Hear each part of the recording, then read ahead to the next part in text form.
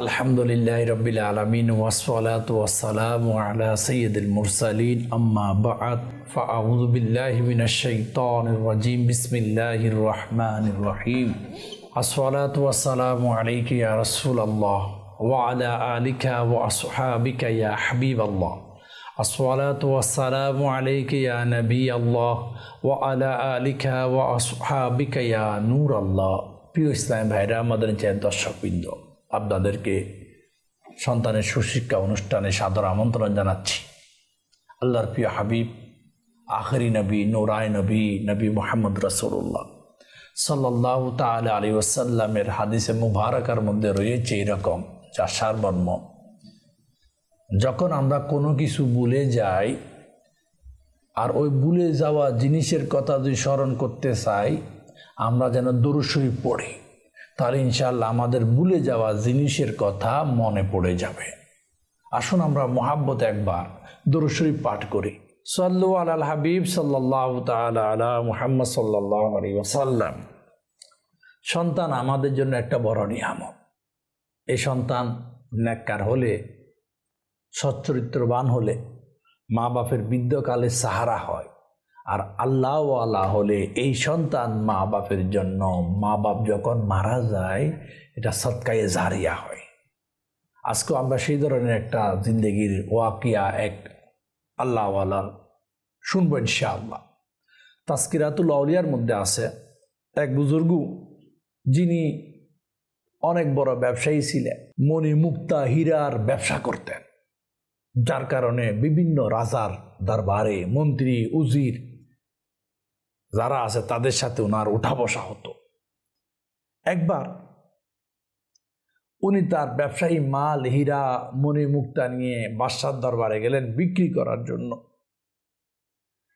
Rome দেশের বাদশার কাছে তার হীরা জহর মণি মুক্তা বিক্রি করবে। সেখানে গিয়ে দেখলেন ওই রোমের বাদশাহ শান শওকত সাথে লস্কর নিয়ে, মন্ত্রী উজি, সেনাপ্রধান সবাইকে নিয়ে কোথায় যাচ্ছে? ব্যবসার মাল বিক্রি করা সম্ভব হচ্ছে না, কোনো অনুষ্ঠানে ওনারা যাচ্ছে। তো ওই লস্করদের কেউ এই হীরা মণি মুক্তা বিক্রেতাকে বলল, আপনিও আমাদের সাথে চলেন। এখন এই বান্দাও তার ব্যবসা করার উদ্দেশ্য, সেই তাদের সাথে চলা শুরু করল। চলতে গেলেন, সবাই বিশাল লস্কর নিয়ে, মন্ত্রী উজির সেনাপ্রধান সবাই নিয়ে জঙ্গলের দিকে যাচ্ছে। আচ্ছা, জঙ্গলে প্রবেশ করলেন, দেখলেন জঙ্গলের মাঝে একটা তাঁবু রয়েছে। এই তাঁবুর চতুর্পাশে বাদশার নিযুক্ত সেনা প্রহরী নিযুক্ত, সবাই এটাকে পাহারা দিয়ে আছে। এরপর বাদশার রাজ্যের মধ্যে যারা কমান্ডো, দেশ বিদেশ জয়কারী, এইসব কমান্ডোর একটা দল ওই তাঁবুর ভিতর গেলেন।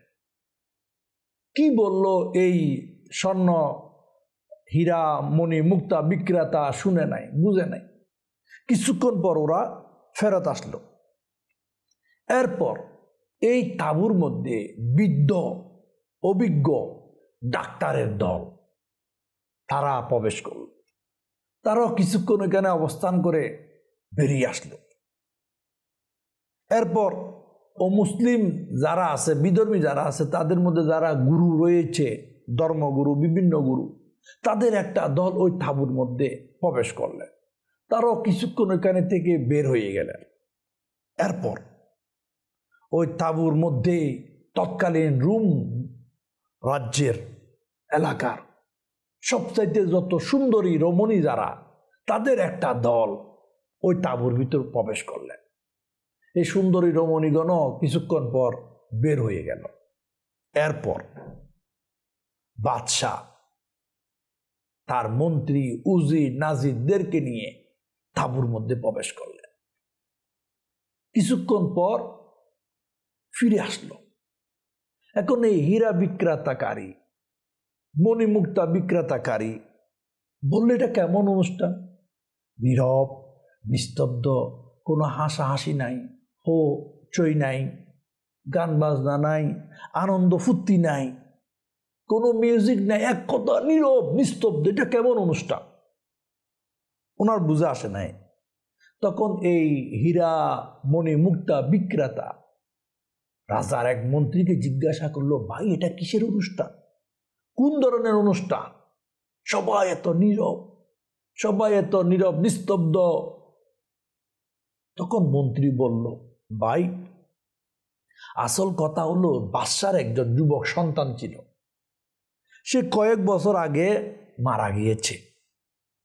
খুব সুন্দর ছিল, অনেক বাহাদুর ছিল, সমস্ত রণ কৌশলের তার অভিজ্ঞতা ছিল, ট্যালেন্ট যাকে বলা হয়, একদম সব গুণে গুণান্বিত এরকম একজন সুন্দর বীর বাহাদুর সন্তান ছিল। সে অসুস্থ হয়ে পড়ে, পুরা রোম রাজ্যের বড় বড় ডাক্তার সবাই চিকিৎসা করে, আখির সে মারা যায়। বছর একবার বাদশাহ তার দল বল সবাইকে নিয়ে সন্তানের কবরে আসে। যে তাঁবুটা দেখা যাচ্ছে এটা কবর, এর ভিতরে ওখানে সন্তানের সাথে জিয়ারতের উদ্দেশ্যে বছর একবার এই অনুষ্ঠান হয়, নীরব নিস্তব্ধ। সর্বপ্রথম যেই বাহাদুর সিপাহী সালার কমান্ডোর সৈনিক যে একটা দল ওই তাঁবুতে প্রবেশ করলো, তারা কি বললো এখানে, তাদের কথা তো আমি শুনি নাই।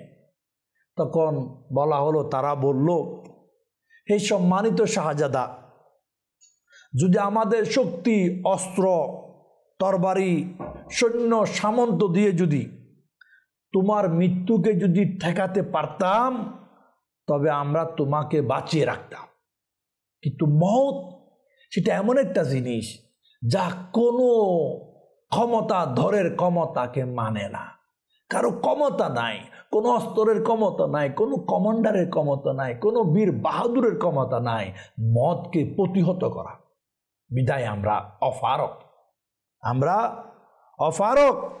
আমাদের অস্ত্র, আমাদের সৈন্যবাহিনী, আমাদের কমান্ডো, আমাদের কোনো ভয়াবহ যুদ্ধের অস্ত্র শস্ত্র এই শাহজাদা তোমার মতকে ঠেকানোর ক্ষমতা রাখে না, আমরা অপারগ। এই বলে প্রথম দল সৈন্যবাহিনীর কমান্ডাররা বের হয়ে যায়। দ্বিতীয় যেই দল অভিজ্ঞ রোম দেশের সাম্রাজ্যের বড় বড় ডাক্তার, তারা প্রবেশ করে বলল, হে শাহজাদা, যদি আমাদের চিকিৎসায়, আমাদের ওষুধের মধ্যে, আমাদের অভিজ্ঞতার মধ্যে মৃত্যুর রোগের শিফা যদি থাকতো তাহলে আমরা আপনাকে ওষুধ দিয়ে বাঁচিয়ে রাখতাম। আফসোস, এই মওতের কোনো ট্রিটমেন্ট নাই, এই মওতের রোগের কোনো ওষুধ নাই যা দিয়ে আমরা আপনাকে বাঁচিয়ে রাখব। ডাক্তার, এত বড় বড় ডাক্তার যারা আমরা কোনো কাজে আসি নাই, আপনার অসুস্থকে আমরা ঠেকাতে পারি নাই, আপনার বিমারিকে আমরা প্রতিহত করে আপনাকে সুস্থ করতে পারি নাই। মওত সেটা এমন একটা জিনিস যেটাকে মানুষ রুখে দেওয়ার ক্ষমতা রাখে না। মওতের আগে ডাক্তারি শাস্ত্র ফেল, তারও এভাবে বের হয়ে যায়। এরপর ধর্মীয় বড় বড় বিভিন্ন ধর্মীয় যারা গুরু স্কলার, তারা তাদের ধর্মীয় বিভিন্ন কিছু পাঠ করে, যদি এগুলা দিয়ে মতকে রুখে দেওয়া যেত। কিন্তু আমরা অপারগ, আমরা অনেক কিছু করি কিন্তু মওতের সামনে আমাদের কোনো ক্ষমতা নাই। আমরা বিভিন্নভাবে বিভিন্ন কাজ করে দেখাই কিন্তু মওতের সামনে আমাদের কোনো এবিলিটি নাই। ধর্মগুরুরা এরাও অপারগ, বের হয়ে যায়। এরপর যেই অতি সুন্দরী রমণীর দল, এরা ভিতরে গিয়ে কি বলল? এরা বলল, হে শাহজাদা, যদি আমাদের সৌন্দর্যের কারণে যদি তোমার মতকে রুখে দেওয়া যেত তাহলে আমরা আমাদের সৌন্দর্যকে, আমাদের যৌবনকে বিলিয়ে দিতাম। তারপর আপনার সুস্বাস্থ্য হায়াত আমরা চাই, কিন্তু আমাদের রং, আমাদের এই সুন্দর আকৃতি মওতের সামনে কোনো ভ্যালু রাখে না। মওত সেটা কোনো কিছু তোয়াক্কা করে না, কোনো কিছুর মতকে প্রতিরোধ করার, প্রতিহত করার, বাঁধা দেওয়ার বল বলেন, সৌন্দর্য বলেন, ক্ষমতা বলেন, ওষুধ বলেন, কারো ক্ষমতা নাই মতকে ঠেকিয়ে দেওয়ার। আমরা অপারগ। এই আমাদের যৌবন দিয়ে দিতাম, কিন্তু আমরা মওতের সামনে অপারগ। এরপর বাদশাহ মন্ত্রীদেরকে নিয়ে তাঁবুর মধ্যে প্রবেশ করে কি বলল? তারা যখন প্রবেশ করলো, বাদশাহ বলল কবরকে, সন্তানকে উদ্দেশ্য করে বলল, হে আমার সন্তান, আমার যা কিছু আছে আমি সব কিছু বিলিয়ে দিতাম যদি তোমার মতকে যদি আমি ঠেকাতে পারতাম। আমার রাজ্য, ক্ষমতা, অর্থ, বৃত্ত, সৌন্দর্য সব কিছু আমি উজাড় করে দিতাম যদি তোমাকে আমি জীবিত রাখতে পারতাম। আমার চোখের সামনে তোমাকে আমি রাখতে চাই, কিন্তু মওত আমার চোখের সামনে থেকে এ আমার সন্তান তোমাকে আড়াল করে দিয়েছে। বাস্তবতা এটাই। মওত কোনো বাদশার রাজত্ব মতকে ঠেকাতে পারে নাই, কোনো মন্ত্রীর মন্ত্রিত্ব মতকে ঠেকাতে পারে নাই, কোনো ডাক্তার রোগীকে মত থেকে বাঁচাতে পারে নাই, কোনো ক্ষমতাধর রাষ্ট্র মতকে প্রতিহত করতে পারে নাই, কোনো সৌন্দর্য নারী তার সৌন্দর্য দিয়েও মতকে ঠেকাতে পারে নাই। এক কথা, মত অবধারিত। বাদশাহ এই বলে বিদায় নিল। আবার 1 বছর পর এভাবে বাদশাহ তার সন্তানের কবরে ফিরে আসে। এই বুজুর্গ রহমতুল্লাহ তাআলা আলাইহি হীরা বিক্রেতা, মণি মুক্তা বিক্রেতা, উনি যখন এই বিশাল কর্মকাণ্ড দেখলেন, কথাগুলি শুনলেন, তখন ওই আল্লাহওয়ালার মনে ধাক্কা লাগলো। উনি বলল, হাই, আমি তো আমার পুরা জিন্দেগি মণি মুক্তা বিক্রির কাজে ব্যস্ত করে দিলাম। এক দেশ থেকে অন্য দেশে, এক রাজা থেকে অন্য রাজায়, এক মন্ত্রী থেকে অন্য মন্ত্রী, আমি সঞ্চয় করে যাচ্ছি। সর্বদা উপার্জনের জন্য আমি সফরে আছি, টাকার পাহাড় জোগাড় করতেছি, কিন্তু আফসোস মওতের পরে এগুলা কিছুই কাজে আসবে না। যেভাবে এই শাহজাদা বাদশার সন্তানের কোনো দুনিয়ার আরাম আয়েশ ক্ষমতা প্রতিপত্তি কিছু কাজে আসে নাই, যেভাবে বাদশার সন্তান, সুন্দর সন্তান, বীর বাহাদুর সন্তান, ট্যালেন্ট সন্তান কবরে, এই বুজুর্গ রহমতুল্লাহ তাআলা আলাইহি মণি মুক্তা বিক্রেতা বলল, আমার কি হবে? আজকে আমি তো ঘুরতেছি, এই বাদশার সন্তানের সামনে তো আমার কিচ্ছু নাই। উনি আখিরাতের চিন্তায় বিভোর হয়ে গেলেন, মওতের চিন্তায় বিভোর হয়ে গেলেন। নিজের যত মণি মুক্তা হীরা জহর যা ছিল সব আল্লাহ রাস্তায় দান করে দিলেন। আর ওই দিন থেকে এই হীরা বিক্রেতাকারী, মণি মুক্তা বিক্রেতাকারী বান্দা আল্লাহওয়ালা নেক বান্দাদের মধ্যে শামিল হয়ে গেলেন, নেকি ইবাদত বন্দেগীর রিয়াজতের মধ্যে লিপ্ত হয়ে গেলেন। প্রিয় ইসলামী ভাইরা, মাদার চ্যানেলের দর্শকবৃন্দ, এটাই বাস্তব। যখন মৃত্যু এসে যায় তখন রাজত্ব, মন্ত্রিত্ব, ক্ষমতা, ধনবল, জনবল কিছুই কাজে আসে না। এটা আজকে আমি বাপ আমার সন্তানকে শিক্ষা দেওয়া দরকার।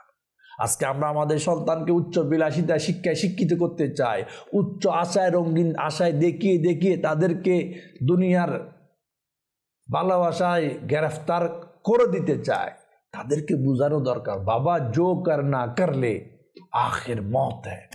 বাবা মরতে হবে, কবরে টাকাও যাবে না, কবরে পয়সাও যাবে না, কবরে বন্ধুত্বও যাবে না, কবরে ক্ষমতাও যাবে না, কবরে সঞ্চয়কৃত সম্পদও যাবে না, জায়গা জমিনও যাবে না, যাবে তো আল্লাহ এবং তার রাসূলের তরিকায় নেক আমল যেগুলা করলাম এটা কবরে যাবে। হ্যাঁ, আর এই বুজুর্গ কে ছিলেন জানেন? যিনি স্বর্ণ বিক্রেতা, যিনি মণি মুক্তা হীরা জহর বিক্রেতা, সব দান করে আল্লাহর ওলি হয়েছেন। ওই বুজুর্গের নাম হচ্ছে হযরত খাজা হাসান বসরি রাহমাতুল্লাহি তাআলা আলাইহি। বাদশার সন্তানের এই মত হাসান বসরি রাহমাতুল্লাহি তাআলা আলাইহির জিন্দেগিকে পরিবর্তন করে আল্লাহর মকবুল বান্দা, আল্লাহর ওলি বানিয়ে দিয়েছে। এখান থেকে আমাদেরও শিক্ষা। কি শিক্ষা? আজকে আমরা যারা এক দেশ থেকে অন্য দেশে এই ব্যবসা ওই ব্যবসা, শুধু ব্যবসা ব্যবসা ব্যবসা, দুনিয়াকে চিক্কের মায়ায় পড়ে আখিরাতকে ভুলে গেলাম। আমরা একটু চিন্তা করি আমাদের কি হবে? বাদশার সন্তানের এত দম দৌলত, এত শান শওকত, এত সৌন্দর্য, এত বীর বাহাদুর বীরত্ব সব টাকার পরও মত এই সুন্দর জোয়ান যুবককে কবরের বাসিন্দা করে দিয়েছে। ওই রুম বাদশার সন্তান আর আমাদের সন্তানের মধ্যে পার্থক্য আছে। তার মতো সন্তান আজকে আমাদের নাই। এরকম যারাই আছে, আমরা আমাদের সন্তানকে আখিরাতমুখী করি, আমরা আমাদের সন্তানকে কবরের বাস্তবতার শিক্ষিত করি। হ্যাঁ, কারণ জিন্দেগি মধ্যে আছে মত এমন একটি শরবত যা সমস্ত প্রাণীকে পান করতে হবে। হ্যাঁ, এটা থেকে বাঁচার কারো সুযোগ নাই। প্রত্যেক জান মওতের সুদা পান করবে। ছোট বড়, ধনী গরিব, রাজা বাদশাহ, সরকার, জনগণ, মন্ত্রী মিনিস্টার, চেয়ারম্যান, মেম্বার, সাধারণ পাবলিক, সর্বক্ষেত্রের মানুষকে মওত গ্রাস করবে। কেউ এখান থেকে বাঁচতে পারবে না। কারণ মওত থেকে যদি বান্দা অনেক দূরেও পালায় না কেন, তারপরও তার থেকে পালাতে পারবে না। কারণ আল্লাহ পাক কালামে বলে কুল্লু নফসিন যায়কাতুল মাউত, যার অনুবাদ প্রত্যেককে মৃত্যুর স্বাদ গ্রহণ করতে হবে। আপনি কঠিন থেকে কঠিন কোন শক্তিশালী কক্ষের মধ্যেও যদি লুকিয়ে থাকেন, মওত থেকে লুকানো সম্ভব না। এই আয়াতের ব্যাখ্যায় হাকিমুল উম্মত মুফতি আহমদ ইয়ার খান নাইমি রহমতুল্লাহি তাআলা আলাইহি বলেন, মানুষ হোক, জিন বা ফেরেশতা, আল্লাহ পাক ছাড়া সকলের মৃত্যু আসবে, সকল কিছু শেষ হবে। আল্লাহ পাক ছাড়া ফেরেশতা, জিন, মানুষ সবার বাঁচার উপায় নেই, বাঁচার কোনো সুযোগ নাই। মौत এটা आने वाला आएगा, रूह रग रग से निकाली जाएगा। একদিন আমাদের শরীরের উপর মাটি ডালা হবে। এই যে মওতের নসিহত শিক্ষা আমি কি আমার ছেলে মেয়েদেরকে কি দিই? এখন তো আমাদের সমাজে আছে মওতের কথা বলে, তোবা তোবা এগুলা বলিস না, এত সকালে এগুলা কি। আমাদের এখানে মনে করে বৃদ্ধ হলে মরবে, কিন্তু বাংলাদেশের মওতের হার যদি আপনি পরিসংখ্যান যদি দেখেন, যুবক যুবতীর মৃত্যুর হার বেশি। হায় আল্লাহ, আমাদের কি হবে? আজকে আমরা মা বাপ ছেলের সুন্দর ভবিষ্যৎ চাই, আমার ছেলে বড় হবে, এটা হবে, ওটা হবে, এটা করবে, সেটা করবে, কিন্তু কেউ একবার চিন্তা করি নাই আমার ছেলের কবর জান্নাতের বাগানের একটা বাগান হবে। আমরা মা বাপ কেউ একবার চিন্তা করি নাই আমার ছেলে আমার মেয়ের গায়ে যে সাদা কফন আছে এটা কবরে গেলে জান্নাতের পোশাক হোক, এটা আমরা কেউ চিন্তা করি নাই। আমরা কেউ মা বাপ এখনো চিন্তা করি নাই আমার ছেলে মেয়ে যদি মারা যায় তার কবর অন্ধকার নয়, নামাজের কারণে, কোরআন পাঠের কারণে, নবীর সুন্নাত আমল করার কারণে, শরীয়ত মোতাবেক চলার কারণে, হক হালালের পথে তাকার কারণে, আল্লাহ এবং তার রাসূলের ইবাদত বন্দেগী করার কারণে তার অন্ধকার কবর যেন আলোকিত হোক, এটা আমরা মা বাপ এখনো চিন্তা করি নাই। আমি মা বাপ, আমার আপনার দায়িত্ব সন্তানের ভবিষ্যৎ কবরকে, অন্ধকারকে আলোকিত করার চিন্তা করা, সন্তানকে ওই পথে পরিচালিত করা, ওই আমলে শিক্ষা দেওয়া যে পথে চললে আমার আপনার সন্তানের কবর নূরুন আলা নূর হবে, সে আরামে ঘুমাতে পারবে। হ্যাঁ, এটা আমার আপনার মা বাপের স্বপ্ন হওয়া দরকার। তো সন্তানকে আমরা যা শিক্ষা দিই, প্রথমে এটাও শিক্ষা দিই আল্লাহ পাকের মোহাব্বত, নবীর মোহাব্বত, দ্বীনের মোহাব্বত, নামাজের মোহাব্বত, কোরআনের মোহাব্বত, শরীয়তের মোহাব্বত, ইসলামের তরিকার মোহাব্বত, এবং তার উপর চলার জন্য তাকে প্র্যাকটিক্যাল শিক্ষা দেওয়া। এটা হোক আমার আপনার মা বাপদের, অভিভাবকদের, ঘরের কর্তাদের, গার্ডিয়ান যারা রয়েছে তাদের স্বপ্ন। কারণ দুনিয়াতে আসতে সিরিয়াল আছে, বড় ভাই, মেজো ভাই, ছোট ভাই, মায়ের পেট থেকে বের হওয়ার সিরিয়াল মেনটেন আছে, কিন্তু কবরের ফেটে যাওয়ার সিরিয়াল মেনটেন নাই। মা বাপ রয়ে যায়, সন্তান কবরে চলে যায়। হ্যাঁ, দাদা দাদি রয়ে যায়, নাতি নাতনি কবরে চলে যায়। এই ধরনের অনেক। সেই জন্য মাদানী চ্যানেলের দর্শকবৃন্দ, আমরা আজকের এই অনুষ্ঠান থেকে এটাই নিই, শুধু দুনিয়া উপার্জনে পাগল না হই। দুনিয়া এটা আসবে, হালাল পন্থায় থাকি, আল্লাহ এবং তার রাসূলের ইবাদতের মধ্যে, রিয়াজতের মধ্যে, বন্দেগীর মধ্যে আমার আপনার জীবনকে অতিবাহিত করি।